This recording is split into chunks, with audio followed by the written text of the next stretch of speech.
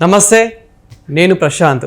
పోషాని కేసులో సంచలనమైన నిజాలైతే బయటకు వస్తున్నాయి. సో ఇదంతా నాతో మాట్లాడించింది సాక్షి న్యూస్ వాళ్ళే అని చెప్పేసి అయితే తను కొన్ని నిజాలైతే బయట పెట్టడం జరిగింది. అసలు ఇంతకీ ఏం మాట్లాడారు ఏంటి, దీని గురించి అయితే మాట్లాడేందుకు ప్రస్తుతం మనతో పాటు సీనియర్ జర్నలిస్ట్ దుర్గా వడ్లమణి గారు ఉన్నారు. నమస్తే అండి. నమస్తే అండి. మేడం, పోషాని కేసులో అయితే చాలా ట్విస్ట్లు అయితే చూస్తున్నాము, చాలా కేసులు చూస్తున్నాము. సో అదేవిధంగా కొన్ని నిజాలు అయితే బయట పెట్టినట్లు తెలుస్తుంది. ఇంతకీ ఆ నిజాలు ఏంటి? నిన్న ఆయన్ని సిఐడి పోలీసులు ఒకరోజు విచారణకి పొద్దున్నుంచి సాయంకాలం 5 వరకు చేశారండి.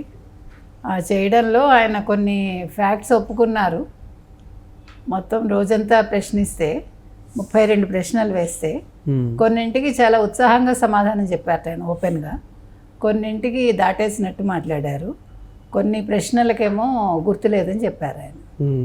ఓవరాల్గా ఆయన చెప్పింది ఏంటంటే, ఈ ప్రెస్ మీట్లు అవి కూడా పెట్టాలంటే మాకు సాక్షి పత్రిక వాళ్ళు నాకు పంపించేవాళ్ళు ఫోటోలు వీడియోలు, మరి మీరు చూసుకుని మాట్లాడాలి కదా అంటే నేను చూసుకోకుండా మాట్లాడాను, సాక్షి వాళ్ళు ఇచ్చారు కాబట్టి నేను మాట్లాడాను అంటే క్రాస్ వెరిఫికేషన్ చేసుకోకుండా నేను ప్రెస్ మీట్స్ పెట్టి మాట్లాడాను అంటాడు ఆయన. మరి మీరు సజ్జలు చెప్పారు గతంలో అన్నారు కదా, సజ్జల స్క్రిప్ట్ ఇచ్చారని, అంటే ప్రెస్ మీట్స్కి సజ్జల స్క్రిప్ట్ ఇవ్వలేదు అంటున్నారు. తర్వాత బాబు గారు మోదీ గారికి నమస్కారం చేశారన్న మార్ఫింగ్ ఫోటో మీకు ఎవరిచ్చారంటే సాక్షి వాళ్ళే ఇచ్చారు. ఆ తర్వాత అంటే కొన్ని విషయాలకైనా గుర్తులేదు అని చెప్తున్నాడు. సాక్షిలో ఎవరిచ్చారో ఆయన గుర్తులేదు. సాక్షి వాళ్ళు ఫోటోలు ఇచ్చారు, ఆ ఫోటో కూడా సాక్షి వాళ్ళే ఇచ్చారు, కానీ ఎవరిచ్చారో ఆయనకు గుర్తులేదు. అంటే చాలా క్లారిటీతో ఉన్నారు పోసాని.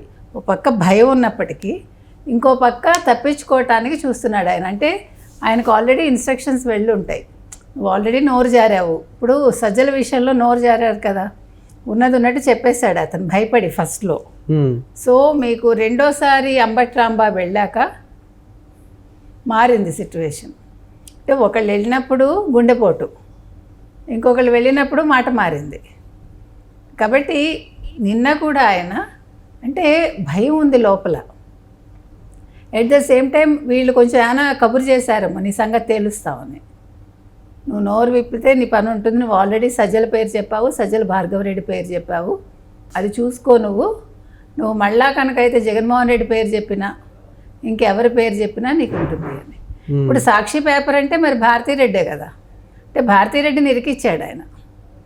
ఆయన కళ్ళు మూసుకుని భారతీరెడ్డిని ఇరికిచ్చాడు. అంటే ఇప్పుడు మనం గతంలో చెప్పినట్టుగా ఒక ఇతను పొలిటీషియను కాదు, సీజనల్ పొలిటీషియను కాదు, కరడుగట్టిన రాజకీయ నాయకుడు కాదు. ఇతను ఒక రైటర్ కాబట్టి ఏదో డబ్బులు ఆశపడ్డాడు, నాకే ఫేవర్స్ వాళ్ళు చేయలేదు, నేను ఏ బెనిఫిట్స్ వాళ్ళ దగ్గర నుంచి పొందలేదు అన్నాడు. కానీ మనకున్న సమాచారం ప్రకారం ఎఫ్డిసి చైర్మన్ అయ్యాడు, నెలకి 3.8 లక్షల వాళ్ళ దగ్గర నుంచి ప్యాకేజ్ వచ్చింది అతనికి. అది కాకుండా మై హోమ్ భుజాలో ఫ్లాట్ కొనుక్కోవడానికి డబ్బులు వచ్చాయి కోట్లు, తర్వాత పొలాలు కొన్నాడు అంటున్నారు, ఇంకా చాలా ఉన్నాయి పరిస్థితులు. అంటే ఇవన్నీ వైసీపీ నుండే వచ్చాయంటారా? వచ్చాయనే మనకున్న సమాచారం. అతను ఏంటంటే వాళ్ళు ఇచ్చారని ఒప్పుకుంటాడు, ఒప్పుకోలేడు కదా. ఇప్పుడు ఇచ్చాక ఎవరు ఇచ్చారు, ఎందుకు ఇచ్చారు, ఎలా వచ్చింది, క్యాష్ రూపంలో వచ్చిందా, లిక్విడ్ క్యాష్ వచ్చిందా, లేకపోతే ఆన్లైన్ వచ్చిందా పేమెంటు, లేదు ఎవరు పే చేశారు.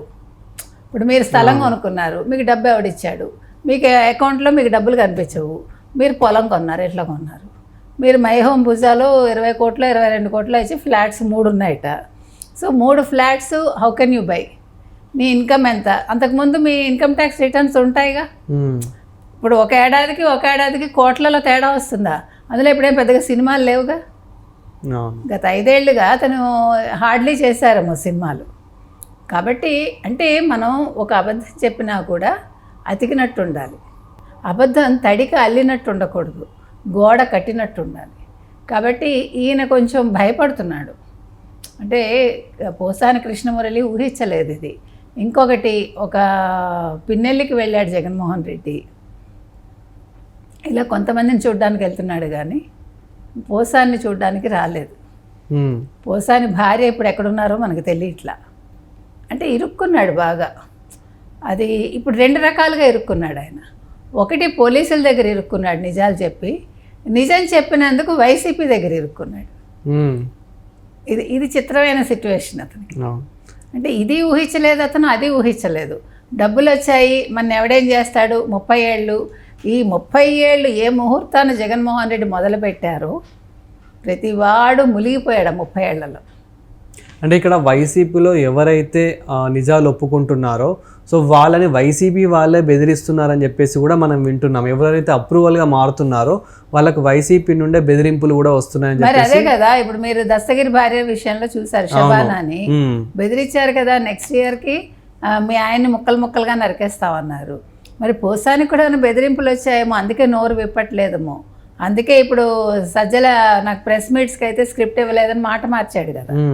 అంటే ఖచ్చితంగా అతనికి ఇన్ఫర్మేషన్ వెళ్ళి ఉంటుంది. నువ్వు నోరు తెరిచావు, నీ పని చెప్తాము, నువ్వు ఎలా చక్కదిద్దుకుంటావో అంటే సరి చేసుకుంటావో నీ మాట సరి చేసుకో అని. ఏది ఏమైనా పోసాని ఊహించనివన్నీ జరుగుతున్నాయి. ఇంకొకటండి, దౌర్భాగ్యం ఏంటంటే ఒక అక్యూజ్డ్ దగ్గర, అది ఏ రకమైన అక్యూజ్డ్ అయినా కావచ్చు, సిఐడి పోలీసులు ఫోటోలు దిగాలని ఉత్సాహం చూపించడం ఏంటండి? అంత అత్యుత్సాహం ఎందుకు మీకు అసలు? ఏంటి అసలు? చాలా అసహ్యంగా లేదు వినటానికి కూడా. మీ స్టేజ్ ఏంటి, అతనేంటి, ఒక పోలీస్ అంటే ఎంత రెస్పెక్ట్, అందులో సిఐడి పోలీస్ అంటే. అలాంటిది మీరు ఎగబడి ఫోటోలు దిగటం ఏంటి? నాన్ సెన్స్ అది. ఇవన్నీ కూడా దృష్టిలో పెట్టుకోవాలి అంటే డిపార్ట్మెంట్ వాళ్ళు.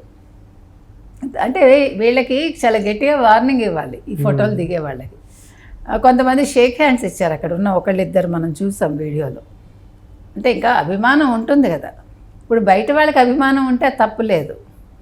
పోలీసులు ఈ రకంగా బిహేవ్ చేయటం మాత్రం అది హర్షించదగ్గ విషయం కాదు.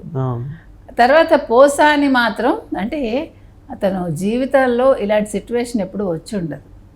అతను చిన్నప్పుడు కష్టాలు పడ్డాడు, ఒక రకంగా కష్టపడే పైకి వచ్చాడు. ఎప్పుడైతే పర్చూరి బ్రదర్స్ దగ్గర చేరారో ఇతను లైఫ్లో సెటిల్ అయ్యాడు అతని తర్వాత. ఎందుకంటే అతని దగ్గర స్పార్క్ ఉంది, రైటింగ్లో స్పార్క్ ఉంది. అదే నాకు ఫ్రెండ్గా ఉన్నప్పుడే నాకు తెలుసు అది. ఒకప్పుడు నాకు మంచి స్నేహితుడే ఒక రకంగా. తర్వాత మా ఇద్దరికి చిన్న విభేదాలు వచ్చి మాట్లాడుకోవటం మానేసాం మేము. కాకపోతే ఏంటంటే నోటి దూల ఉంది. ఇంకొకటండి, కొంచెం అహంకారం వస్తుంది మనిషికి. పేరు వచ్చాక అహంకారం రాకూడదు. ఇక్కడ ఒక గతంలో చాలా మంచి వ్యక్తి, అంటే మనకి మాట విధంగా కానీ సాయం విధంగా కానీ ఒక మంచి వ్యక్తి, కానీ ఇక్కడ ఏంటంటే ఇక్కడ వైసీపీ తరపున ఆశపడ్డం వల్ల, అంటే వాళ్ళు ఆశ పెట్టడం, ఇతను ఆశపడ్డం. ఎప్పుడైతే మనిషి ఒక ప్రలోభాలకు లొంగిపోతాడో లాంగ్ రన్లో ఊహించుకోడు. అంటే లాంగ్ రన్లో ఏమవుతుంది, ఇప్పుడు నేను ఈ డబ్బు తీసుకోవటం వల్ల నాకేమవుతుంది, అది మనం ఆలోచించుకోవాలండి. ఇప్పుడు మీరు నమ్ముతారో లేదో, జయలలిత పీరియడ్లో నాకు జయలలితకి రైట్ హ్యాండ్ అనేవాళ్ళు అప్పట్లో. ఇప్పుడు లేడు, ఆయన చనిపోయారు. మీరు కాలేజ్ పెట్టండి అమ్మా, మీకు నేను స్థలం ఇప్పిస్తాను, మీరు లోన్స్ తీసుకుని మీరు ఒక కాలేజ్. అప్పుడు ఇంజనీరింగ్ కాలేజెస్కి ఎంత డిమాండ్ అంటే ఆంధ్ర నుంచి వచ్చి అందరూ మెడ్రాస్లో చదువుకునేవాళ్ళు. ఐ సెడ్ నో, నాకు వద్దండి, ఎందుకంటే నా దగ్గర అంత కెపాసిటీ లేదు ఫినాన్షియల్గా. నేను ఎవరి మీద ఆధారపడి అది తీసుకుని లాంగ్ రన్లో నేను నష్టపోకూడదు. బీయింగ్ ఏ లేడీ అంటే మనం చాలా ఆ స్ప్లిట్ సెకండ్లోనే మన ఊహలు చాలా దూరం వెళ్ళిపోవాలి. నేను ఇమీడియట్గా నో చెప్పా. తర్వాత చాలామంది అదేంటి అంత పెద్ద మనిషి అడిగారు. తర్వాత కూడా ఆయన చాలాసార్లు యూ మిస్ ద బస్ అని. I said no problem sir. Okay madam, ఫైనల్గా పోసాని కేసు ఎక్కడి వరకు వస్తుందంటారు? ఇలాగ శిక్ష పడుతుందండి, కానీ ఎన్ని కేసుల్లో పడుతుంది, ఏ రకంగా పడుతుంది, వార్నింగ్ ఇచ్చి వదిలేస్తారా? లేదు అంటే ఇప్పుడు నన్ను తిట్టారు అంటున్నాడు అతను. నిన్ను ఎవరు తిట్టారు, ఎవిడెన్స్ చూపించు. ఇప్పుడు మార్ఫింగ్ అన్నప్పుడు కాదు అని వాళ్ళు చూపిస్తున్నారు పోలీసులు. అతను నాకు తెలియదు అన్నప్పుడు వాళ్ళు చూపిస్తున్నారు. అబద్ధం చెప్పినప్పుడు వాళ్ళు ఎవిడెన్స్లు చూపించారు. మరి నీ కుటుంబాన్ని తిట్టారు దానికి ఎవిడెన్స్ చూపించు నువ్వు. ఇప్పుడు నువ్వు తిట్టావని తెలుగుదేశం వాళ్ళు ఎవరు కుటుంబాలను తిట్టలేదు. మనకి మీరు చూసుకోండి, కావాలంటే వ్యక్తిగతంగా ఒకళ్ళనొకళ్ళు తిట్టుకుని ఉంటారు తప్ప కుటుంబాల పరంగా తెలుగుదేశం వాళ్ళు కానీ జనసేన వాళ్ళు కానీ ఎవరిని తిట్టలేదు మనకు తెలిసి. ఇప్పుడు మాత్రం ఇంకొకటి ఖచ్చితంగా చెప్తున్నామండి, అది తెలుగుదేశమా, జనసేన, బీజేపీనా, వైసీపీనా, కాంగ్రెసా, ఎవడైనా సరే బూతులు మాట్లాడకండి, ఒళ్ళు మర్చిపోయి మాట్లాడకండి. కుటుంబాలను ముఖ్యంగా మహిళలను మాత్రం తిట్టకండి అని ఈ సందర్భంగా మరోసారి మనం చెప్తున్నాం. ఎందుకంటే ఈ కేసులన్నీ మీ కళ్ళ ముందు ఉండాలి మీరు తిట్టేటప్పుడు. మీరు ఇవి గుర్తుపెట్టుకుని మీరు మాట జారే ముందు ఒక్కసారి ఆలోచించుకోమని మనం చెప్తాం. Thank you madam. Thank you.